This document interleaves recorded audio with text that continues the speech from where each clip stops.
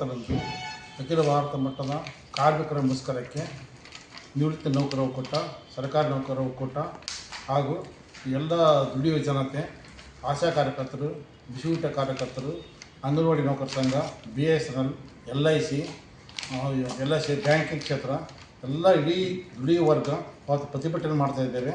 ಅಂದರೆ ಅವತ್ತು ಪ್ರತಿಭಟನೆ 9 ತಾರೀಕಿಗೆ ಸಿದ್ದೇಶ್ವರ ಗುಡಿಯಿಂದ ಪ್ರೊಸೆಷನ್ ಸ್ಟಾರ್ಟ್ ಆಗಿ ಗಾಂಧಿ ಚೌಕ್ ಮುಖಾಂತರ, ಬಸವೇಶ್ವರ ಸರ್ಕಲ್ ಮುಖಾಂತರ, ಅಂಬೇಡ್ಕರ್ ಸರ್ಕಲ್ ಬಂದು ಎಲ್ಲ ಮುಖಂಡರು ಭಾಗವಹಿಸ್ತಾರೆ. ಸುಮಾರು ಸಾವಿರಾರು ಜನ ಅವತ್ತು ಪ್ರತಿಭಟನೆ ಮಾಡ್ತಾಯಿದ್ದಾರೆ. ಯಾಕಂತಂದರೆ ಕೇಂದ್ರ ಸರ್ಕಾರ ಮತ್ತು ರಾಜ್ಯ ಸರ್ಕಾರ ಎರಡೂ ಸರ್ಕಾರ ಜನತೆಯ ಆಶೋತ್ತರಗಳು ಈಡೇರಿಸುವಲ್ಲಿ ಸಂಪೂರ್ಣ ವಿಫಲವಾಗಿರುತ್ತಂದು ಈ ಸಂದರ್ಭ ಹೇಳೋಕ್ಕೆ ಇಷ್ಟಪಡ್ತಾಯಿದ್ದೀನಿ. ಯಾಕಂದರೆ ಈ ಆಳುವ ಸರ್ಕಾರ, ಪ್ರಭುತ್ವ ಸರ್ಕಾರ ದುಡಿಯುವ ಜನತೆಗೆ ಸಂಪೂರ್ಣ ಭಾಳ ಮೋಸ ಮಾಡ್ತಾಯಿದೆ. ಅಂದರೆ ಈ ಕಾರ್ಪೊರೇಟ್ ವಲಯಕ್ಕೆ ಸಹಕಾರ ಕೊಟ್ಟು ಕಾರ್ಪೊರೇಟ್ ವಲಯನೇ ಮುಂದೆ ಮಾಡಿಕೊಂಡು ಈ ದುಡಿಯುವ ವರ್ಗ ಭೂ ಸ್ವಾಧೀನ ಮಾಡಿಕೊಡ್ತಕ್ಕಂಥದ್ದು. ಆಮೇಲೆ ಇಡೀ ದೇಶದಲ್ಲಿ ಸುಮಾರು 50 ಲಕ್ಷ ಸರ್ಕಾರಿ ಉದ್ಯೋಗ ಖಾಲಿ ಇವೆ. ರಾಜ್ಯ ಸರ್ಕಾರದಲ್ಲಿ 2,50,000 ಉದ್ಯೋಗ ಖಾಲಿ ಇದೆ. ಆಮೇಲೆ ಇತ್ತೀಚೆಗೆ ನಿವೃತ್ತ ಸರ್ಕಾರಿ ನೌಕರರಿಗೆ ಪೆನ್ಷನ್ ಸ್ಥಗಿತಗೊಳಿಸ್ತಾ ಪೆನ್ಷನ್ ಎಷ್ಟು ಕೊಡ್ತಾರೋ ಅಷ್ಟಕ್ಕೆ ಆರ್ಥಿಕ ಸ್ಥಗಿತ ಮಾಡ್ತಾಯಿದ್ದಾರೆ. ಮುಂದೆ ಕೊಡಬಾರ್ದು ಕಾಯ್ದೆಯನ್ನು ಮಾಡಲಿಕ್ಕೆ ಹೊರಟಿದ್ದಾರೆ ಸರ್ಕಾರ. ಆ ನೀತಿ ವಿರುದ್ಧ ಮನೆ ಇತ್ತೀಚೆಗೆ ಬಿಜಾಪುರ ಕೂಡ ಪ್ರತಿಭಟನೆ ಮಾಡಿದ್ವಿ. ಅವತ್ತಿನ ದಿವಸ ನಿವೃತ್ತ ನೌಕರರು ಕೂಡ ಎಲ್ಲರೂ ಭಾಗವಹಿಸಬೇಕು. ಆಗ ಕೇಂದ್ರ ಸರ್ಕಾರ ಮಾಡ್ತಕ್ಕಂಥ ಪೆನ್ಷನ್ ಕಟ್ ಮುಂದೆ ಆರ್ಥಿಕ ಸ್ಥಗಿತ ಮಾಡಬೇಕು, ಯಾವುದೇ ರೀತಿಯ ಬೆನಿಫಿಟ್ ಕೊಡಬಾರ್ದು ಅಂತಕ್ಕಂಥ ಏನು ಮಾಡ್ಯಾರ ಆ ಕಾಯ್ದೆಯನ್ನು ರದ್ದುಗೊಳಿಸಬೇಕು. ಇರ್ತಕ್ಕಂಥ ಪೆನ್ಷನ್ ಮುಂದೆ ಸರ್ಕಾರಕ್ಕೂ ಕೂಡ ಅದು ಕಂಟಿನ್ಯೂಸ್ ಆಗಿ ಮುಂದುವರಿಸಬೇಕಂತ ಈ ಸಂದರ್ಭದಲ್ಲಿ ಹೇಳೋಕ್ಕೆ ಇಷ್ಟಪಡ್ತಾ ಇದ್ದೀನಿ. ಅದು ಇಡೀ ದೇಶದಲ್ಲಿ ದುಡಿಯುವ ವರ್ಗಕ್ಕೆ ಭಾಳ ಅಪಾಯ ಪರಿಸ್ಥಿತಿ ಅದ. ಸರ್ಕಾರ ಜನರ ಪ್ರತಿರೋಧವನ್ನು ನಿಲ್ಲಿಸಲಿಕ್ಕೆ ಜಾತಿ ಮಧ್ಯೆ ಸಂಘರ್ಷ ಮಾಡ್ತಕ್ಕಂಥದ್ದು, ಕೋಮು ಭಾವನೆ ಹುಟ್ಟಿಸ್ತಕ್ಕಂಥದ್ದು, ಈ ರೀತಿಯನ್ನು ಜನರ ಪ್ರತಿರೋಧವನ್ನು ಮಾಡ್ತಾರೆ. ಈಗ ಆಳುವ ಸರ್ಕಾರ ತಮ್ಮ ಪ್ರಭುತ್ವಕ್ಕೆ ತೊಂದರೆ ಬರದ ಪ್ರಭುತ್ವ ನಿರಂತರವಾಗಿ ದಬ್ಬಾಳಿಕೆ ಶೋಷಣೆ ಮಾಡ್ತಾಯಿದೆ. ಸಾಮಾಜಿಕ ಅಸಮಾನತೆ ವಿರುದ್ಧವಾಗಿ ಸಮಾನತೆ ಪರಿಕಲ್ಪನೆ ಸಂವಿಧಾನದಲ್ಲಿ ಏನಂದ್ರೆ ಸಮಾಜ ಕಲ್ಯಾಣ ರಾಷ್ಟ್ರ ಪರಿಕಲ್ಪನೆ, ಆ ದೃಷ್ಟಿಯಲ್ಲಿ ಸರ್ಕಾರ ರಾಜಕೀಯ ನೀತಿಗಳನ್ನ ಬದಲಾವಣೆ ಮಾಡ್ಕೊಳ್ಬೇಕು. ಕೇಂದ್ರ ಕೃಷಿ ನೀತಿ, ಕೈಗಾರಿಕಾ ನೀತಿ, ಶಿಕ್ಷಣ ನೀತಿ ಈ ಸಂಪೂರ್ಣವಾಗಿ ಬದಲಾಯಿಸಬೇಕು. ಅದು ಜನಪರವಾಗಿರಬೇಕು. ಯಾಕಂದರೆ ಕೈಗಾರಿಕಾ ನೀತಿ ತೆಗೆದುಕೊಂಡು ಕೂಡ ಆಗ ಹೊಸ ಕೈಗಾರಿಕೆ ಆಗ್ತಂತೇಳಿ ಭೂ ಸ್ವಾಧೀನ ಮಾಡಿಕೊಂಡು ರೈತರನ್ನು ಬೀದಿಗೆ ತರ್ತಾ ಇದ್ದಾರೆ. ಆಮೇಲೆ ಈ ಕಡೆ ಈ ಕಾರ್ಮಿಕರಿಗೆ ದುಡಿಯುವ ಜನರು ಇದು ಶ್ರಮಶಕ್ತಿಗೆ ದುರುಪಯೋಗ ಮಾಡ್ಕೊತಿದ್ರು. 8 ತಾಸು ದುಡಿಬೇಕಂತ ಕಾಯ್ದೆನ ರದ್ದು ಮಾಡಿ ಇವತ್ತು 12 ತಾಸು 14 ತಾಸು ದುಡಿಯೋಕ್ಕೆ 14 ತಾಸು ದುಡಿಯೋಕ್ಕೆ ಸರ್ಕಾರ ಪ್ರಚಾರ ಮಾಡ್ತಾಯಿದೆ. ಆ ನೀತಿ ವಿರುದ್ಧ ಶ್ರಮದ ಮೌಲ್ಯ, ದುಡಿಯುವ ವರ್ಗ ಶ್ರಮದ ಮೌಲ್ಯವನ್ನು ದೋಸ್ತಾ ಇದೆ. ಆ ನೀತಿ ವಿರುದ್ಧವಾಗಿ ಕಾರ್ಮಿಕರಿಗೆ ಮಾನಸಿಕ ರೋಗಗಳಾಗಿ ಬೇಗನೆ ಆತ್ಮಹತ್ಯೆ, ಇದು ಹಾರ್ಟ್ ಅಟ್ಯಾಕ್ಗಳು ಅವೆಲ್ಲ ಬರೋದು ಇದರಿಂದ ಕಾರಣದಿಂದ. ಅದಕ್ಕೆ ಇಡೀ ನಾವಿಲ್ಲಿ ಏನು ನಾವು ಕರೆ ಕೊಟ್ಟು ನಿವೃತ್ತ ನೌಕರ ಒಕ್ಕೂಟ, ಸರ್ಕಾರಿ ನೌಕರ ಒಕ್ಕೂಟ ಏನು ಕರೆ ಕೊಡ್ತಾ ಇದ್ದಾರೆ ಎಲ್ಲ ಜನ ಭಾಗವಹಿಸಬೇಕು. ಸರ್ಕಾರದ ನೀತಿ ಪರ್ಯಾಯ ನೀತಿ ಬದಲಾಯಿಸಬೇಕು. ಏನು ಸರ್ಕಾರ, ರಾಜ್ಯ ಸರ್ಕಾರ ಆ ನೀತಿ ಅನ್ನೋದಲ್ಲ, ಕೃಷಿ ನೀತಿ ಪಾಲಿಸಿ ಚೇಂಜ್ ಆಗಬೇಕು, ಎಜುಕೇಷನ್ ಪಾಲಿಸಿ ಚೇಂಜ್ ಆಗಬೇಕು, ದುಡಿಯುವ ವರ್ಗದ ಜನರ ಪರವಾಗಿ ಆಗಬೇಕು. ಯಾಕೆ ಶಿಕ್ಷಣ ಕೂಡ ಉನ್ನತ ಮಟ್ಟದ ವಲಯಕ್ಕೆ ಅಷ್ಟೇ ಸೀಮಿತವಾಗಿದೆ. ಬಡವರು ಸರ್ಕಾರ ಸ್ಕೂಲ್ಗಳು ಹೆಚ್ಚು ಸ್ಥಾಪನೆ ಮಾಡಬೇಕು. ಈ ನಿಟ್ಟಿನಲ್ಲಿ ಇಡೀ ಸರ್ಕಾರ ಕೃಷಿ ನೀತಿ, ಕೈಗಾರಿಕಾ ನೀತಿ, ಶಿಕ್ಷಣ ನೀತಿ, ಆರ್ಥಿಕ ನೀತಿ ಬದಲಾವಣೆ ಆಗಬೇಕು. ಆಮದು ರಫ್ತು ನೀತಿ ಕೂಡ ದುಡಿಯುವ ವರ್ಗದ ಪರವಾಗಿ ನೀತಿಯನ್ನು ನಿರೂಪಣೆ ಮಾಡಬೇಕು. ಈ ಒಟ್ಟಾರೆ ಈ ದೇಶದ ಜನತೆ ಪರ್ಯಾಯವಾಗಿ ರಾಜಕೀಯ ಚಿಂತನೆ ಮಾಡೋಕ್ಕೆ ಈ ಒಂದು ಹೋರಾಟವನ್ನು ಕಾರ್ಯಕ್ರಮ ಅಂದ್ಕೊಂಡ್ವಿ. ಈ ಹೋರಾಟಕ್ಕೆ ನಿವೃತ್ತ ನೌಕರು ಕೂಡ ನಾವು ಬೆಂಬಲ ಕೊಟ್ಟು ಹೇಳೋಕ್ಕೆ ಇಷ್ಟಪಡ್ತೇನೆ.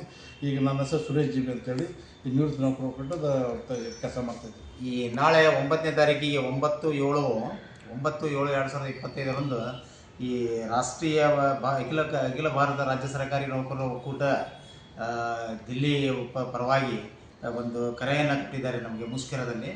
ಈ ಕಾರಣ ಏನು ಅಂತಂತಂದ್ರೆ ಈ ರಾಜ್ಯ ಸರ್ಕಾರಿ ನೌಕರರಾಗಲಿ ಅಥವಾ ಕಾರ್ಮಿಕ ವರ್ಗಗಳಾಗಲಿ ಅವರ ಬೇಡಿಕೆಗಳ ಈಡೇರಿಕೆಯಾಗಿ ಭಾರತಾದ್ಯಂತ 9ನೇ ತಾರೀಕಿಗೆ ಮುಷ್ಕರ ಅದ. ಆ ಮುಷ್ಕರದಲ್ಲೂ ಕೂಡ ನಾವೆಲ್ಲ ಅಖಿಲ ಕರ್ನಾಟಕ ರಾಜ್ಯ ಸರ್ಕಾರಿ ನೌಕರ ಒಕ್ಕೂಟ ಬೆಂಗಳೂರದ ವತಿಯಿಂದ ನಮಗೂ ಕೂಡ ಒಂದು ಕರೆ ಕೊಟ್ಟಿದ್ದಾರೆ. ನಾವು ಬಿಜಾಪುರ ಜಿಲ್ಲಾದ ಘಟಕದ ವತಿಯಿಂದ ಆ ಮುಷ್ಕರಕ್ಕೆ ನಾವು ಬೆಂಬಲವನ್ನು ಕೊಡ್ತಾ ಇದ್ದೀವಿ. ಆ ಮುಷ್ಕರದಲ್ಲಿ ಕೂಡ ಭಾಗವಹಿಸ್ತಾ ಇದ್ದೀವಿ.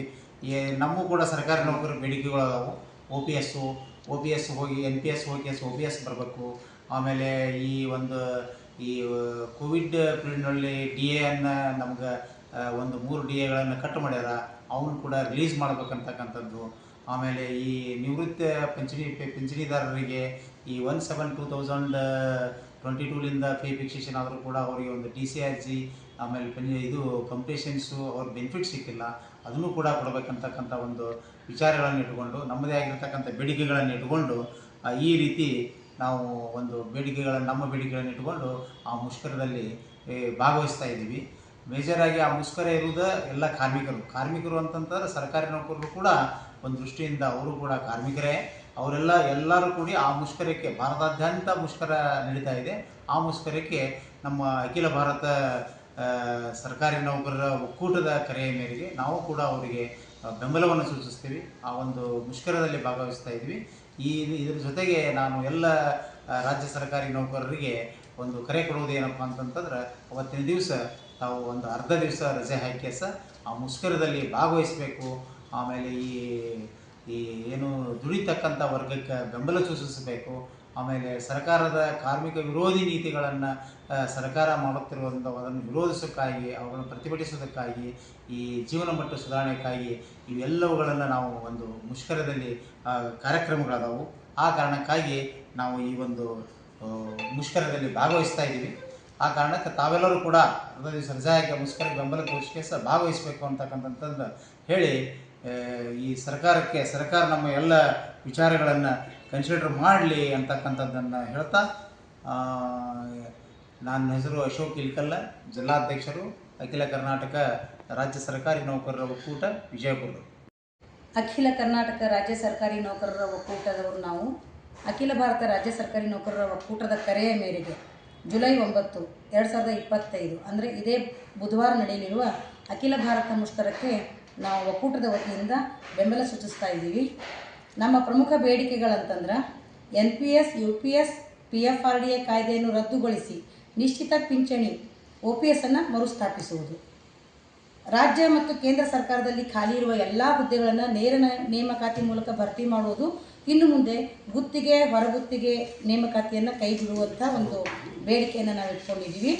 ಜೊತೆಗೆ ರಾಜ್ಯ ಸರ್ಕಾರದ ಎಲ್ಲ ಇಲಾಖೆಗಳ ವೃಂದ ಮತ್ತು ನೇಮಕಾತಿ ನಿಯಮಗಳನ್ನು ಪರಿಷ್ಕರಿಸಿ ಪದೋನ್ನತಿ ನೀಡಲು ಕ್ರಮ ಕೈಗೊಳ್ಳುವಂಥದ್ದು ಮತ್ತು ಶಿಕ್ಷಕರ ಹುದ್ದೆ ಭರ್ತಿ, ವರ್ಗಾವಣೆ ಮತ್ತು C&IR ಪರಿಷ್ಕರಣೆ ಸಮಸ್ಯೆಗಳನ್ನು ಬಗೆಹರಿಸಿ ಶಾಲೆಗಳಿಗೆ ಮೂಲಭೂತ ಸೌಲಭ್ಯಗಳನ್ನು ಒದಗಿಸುವ ಮೂಲಕ ಸರ್ಕಾರಿ ಶಾಲೆಗಳನ್ನು ಉಳಿಸಿಕೊಳ್ಳುವಂಥದ್ದು, ಆಡಳಿತ ಸುಧಾರಣೆ ಆಯೋಗ 2ರ ನೌಕರ ವಿರೋಧಿ ಶಿಫಾರಸುಗಳನ್ನು ಹಿಂಪಡೆಯುವುದು ಮತ್ತು ಸಾರ್ವಜನಿಕ ಉದ್ಯಮಗಳನ್ನು ಖಾಸಗೀಕರಣಗೊಳಿಸುವುದನ್ನು ನಿಲ್ಲಿಸುವುದು, ಪ್ರಸ್ತುತ ರಾಜ್ಯ ಸರ್ಕಾರದ ವಿವಿಧ ಇಲಾಖೆಗಳಲ್ಲಿ ಕಾರ್ಯನಿರ್ವಹಿಸುತ್ತಿರುವ ಎಲ್ಲ ಗುತ್ತಿಗೆ, ಹೊರಗುತ್ತಿಗೆ, ಅತಿಥಿ ನೌಕರರಿಗೆ ಸೇವಾ ಬಡ್ತಿ ಮೀಸಲಾತಿ ಕಾಯ್ದೆ ಸಂಪೂರ್ಣ ಅನುಷ್ಠಾನಗೊಂಡು ಬ್ಯಾಕ್ಲಾಗ್ ಹುದ್ದೆ ಭರ್ತಿ ಮಾಡುವುದು, ಮಹಿಳಾ ನೌಕರರ ಮೇಲಿನ ದೌರ್ಜನ್ಯವನ್ನು ತಡೆಗಟ್ಟುವುದು, ಅನುದಾನಿತ ಶಾಲಾ ಕಾಲೇಜುಗಳಲ್ಲಿ ಕಾರ್ಯನಿರ್ವಹಿಸುತ್ತಿರುವ ಬೋಧಕೇತರ ಸಿಬ್ಬಂದಿಗೆ OPS ಸೌಲಭ್ಯವನ್ನು ಜಾರಿಗೊಳಿಸುವುದು, ಲಾಕ್ಡೌನ್ ಸಮಯದಲ್ಲಿ ಮುಟ್ಟುಗೋಲು ಹಾಕಿಕೊಂಡಿರುವ 18 ತಿಂಗಳ ತುಟ್ಟಿ ಭತ್ಯೆಯನ್ನು ಕೂಡಲೇ ಬಿಡುಗಡೆ ಮಾಡುವುದು, ಯಾವುದೇ ವಿಚಾರಣೆ ಇಲ್ಲದೆ ಅಧಿಕಾರಿ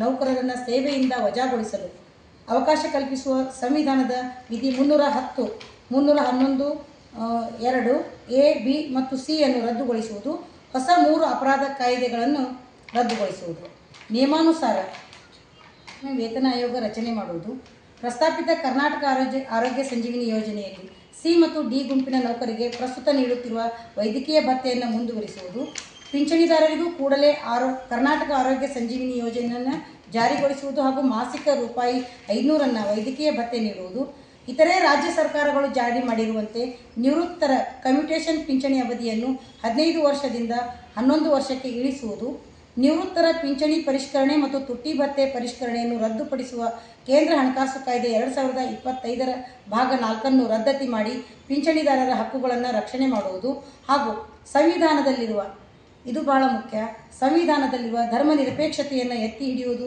ಎಲ್ಲ ರೀತಿಯ ಮತೀಯವಾದವನ್ನು ಹಿಮ್ಮೆಟ್ಟಿಸುವುದು. ಇಂಥ ಪ್ರಮುಖ 19 ಬೇಡಿಕೆಗಳನ್ನು ಇಟ್ಕೊಂಡು ನಮ್ಮ ಅಖಿಲ ಕರ್ನಾಟಕ ರಾಜ್ಯ ಸರ್ಕಾರಿ ನೌಕರರ ಒಕ್ಕೂಟವು ಕೂಡ ಅಖಿಲ ಭಾರತ ರಾಜ್ಯ ಸರ್ಕಾರಿ ನೌಕರರು ಕರೆ ಕೊಟ್ಟಿರುವ ಈ ಮುಷ್ಕರಕ್ಕೆ ನಾವು ಬೆಂಬಲ ಸೂಚಿಸ್ತಾ ಇದ್ದೀವಿ.